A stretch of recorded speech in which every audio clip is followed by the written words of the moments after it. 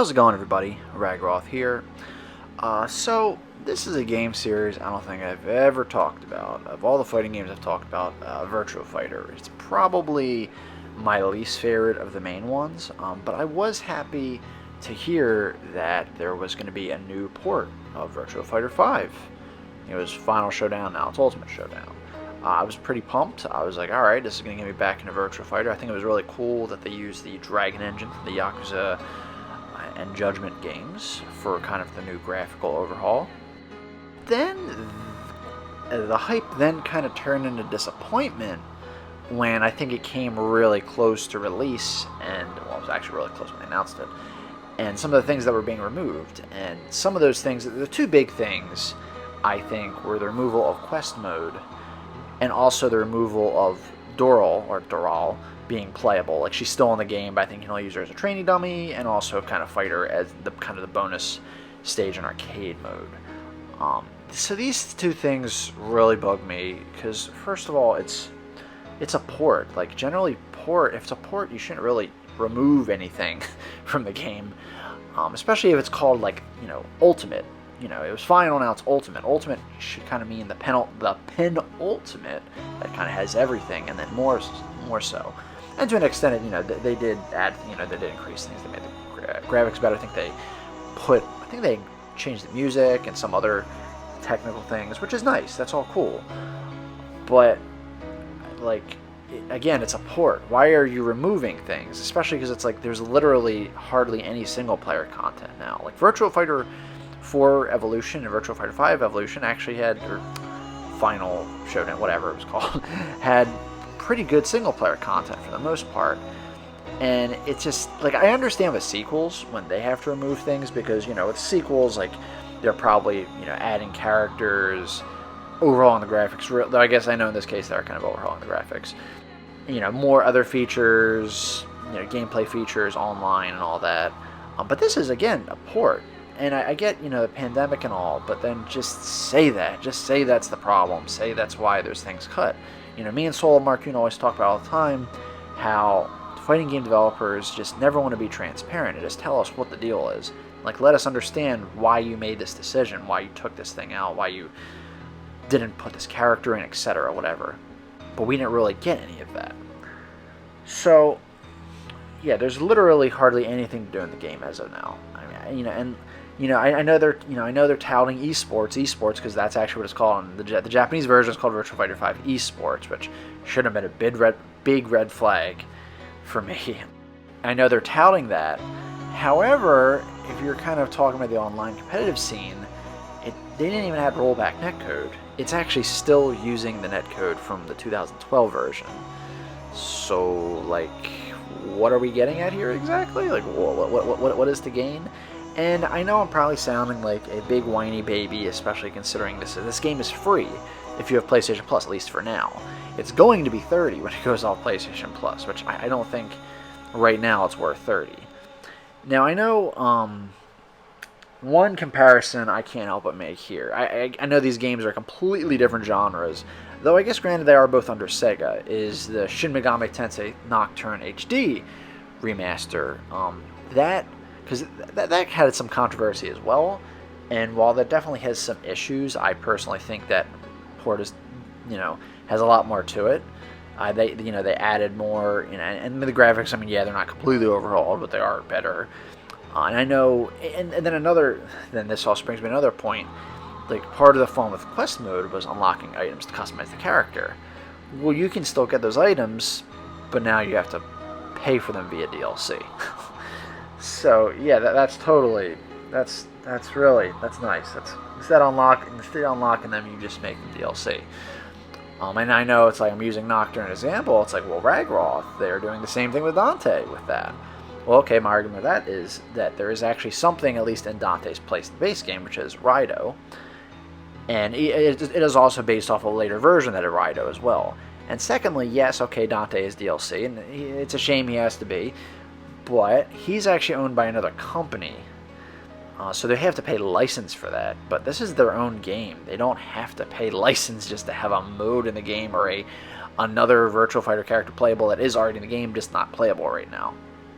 Here's the thing, I can at least kind of understand with quest mode, probably the effort they have to make for it, but Doral she's literally another playable character and she's in the game. And okay, I'm not saying she's like my favorite character. I get she's like the most simple, basic, like fighting game design ever, and let alone boss. And I understand, I think the reason she's not playable is because she's kind of basically broken. Like, I think she takes less damage, and I think, you know, her moves are just really good. That's understandable. But here's an idea. Why don't you just not make her playable in online modes, just like Soul Calibur 6 did with Inferno? It's really not that hard. Like, and look, even though I think Inferno is cooler and is, you know, probably better lore and stuff, it's like Doral I actually rather play as, because at least she's not just a powered up version of another character or just a random bunch. She actually has a fusion of all the characters' moves, which I think is actually really cool.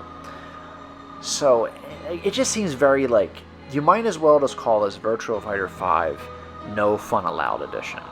And I don't really know what the fear of having Doral or Doral in like single player or local multiplayer. I mean, there's no really money or anything to earn. There's no arcade endings, which I guess, to be fair, was in the original Virtua Fighter 5 as well. But there's nothing really to take advantage with a broken character. And, you know, local multiplayer, it's like you're just messing around with your friends. It's like, what are they worried that, like, if there's some, like, tournament, like, when we do local tournaments again, like, someone is gonna, like, sneakily pick Doral and be like, "Mwahaha, I will not change my character." Like, no. That's silly. It's a shame. Look, I wanna support Virtua Fighter, and even though it's one of my least favorite of the fighting games, I want to support it. I want to see Virtua Fighter 6, and I don't know if this is like this is either a test for Virtua Fighter 6 to see how well this game does, or this is just to kind of keep it in our minds, and Virtua Fighter 6 is definitely coming.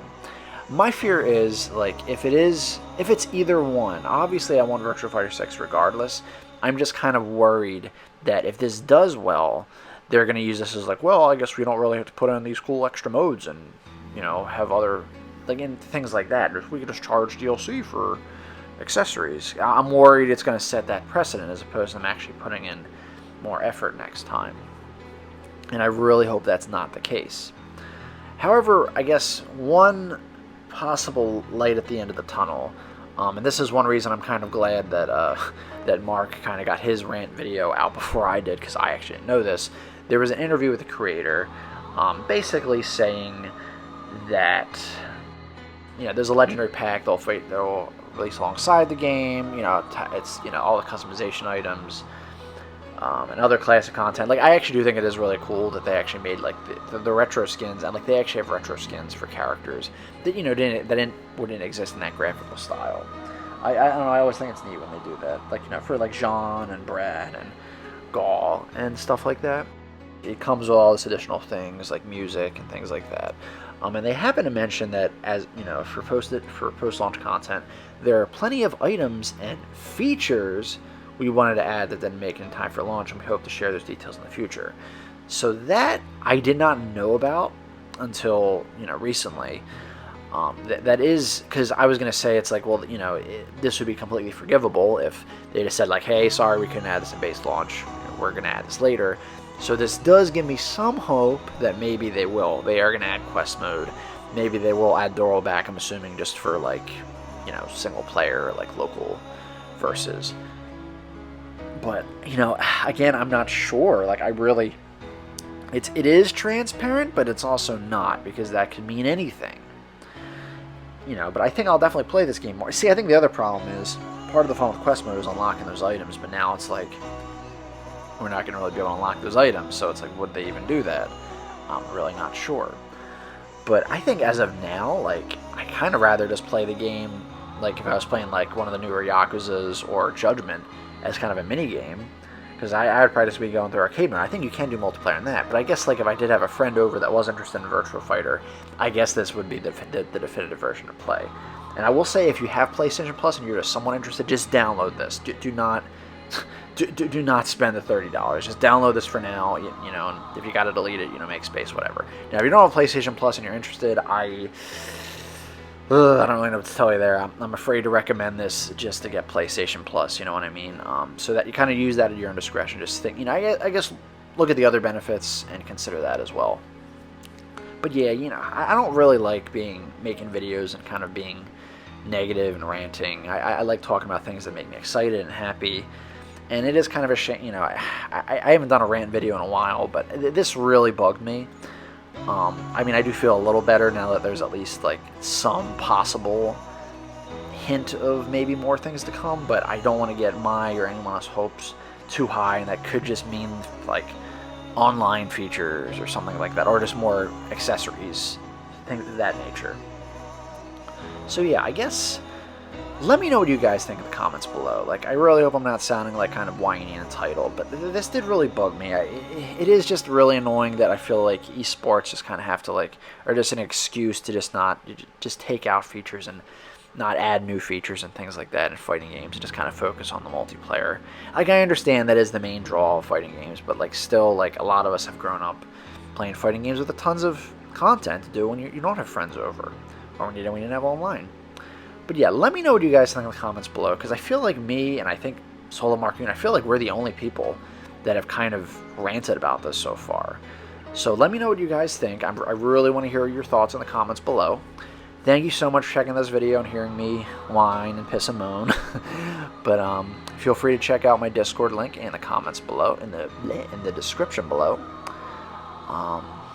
And yeah, thank you again. And as I was saying, another time, another place. Keep being awesome.